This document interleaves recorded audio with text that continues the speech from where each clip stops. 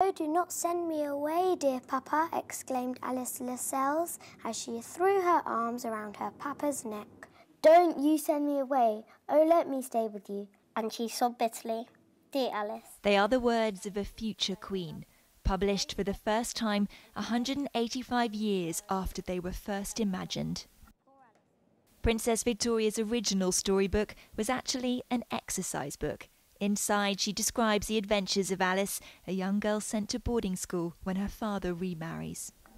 The notebook's been kept here at Windsor Castle for decades, but it was only when a publisher here came across the novel for the first time a couple of years ago that it was decided it should be printed and transformed into a children's book.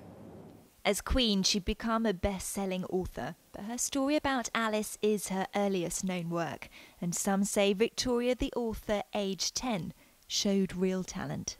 I get lots and lots of stories written by 10-year-olds sent to me, and I do think Queen Victoria, her use of vocabulary and her ability to keep the pace going, compares very favourably against little girls nowadays. It's a very sweet story.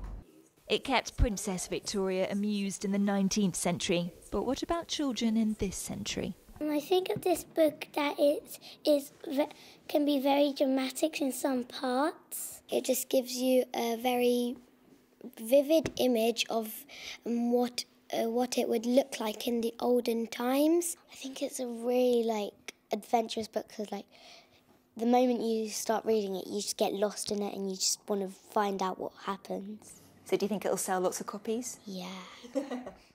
And only the archivists know if there's a sequel waiting to be discovered. Charlotte Grant, 5 News, Windsor.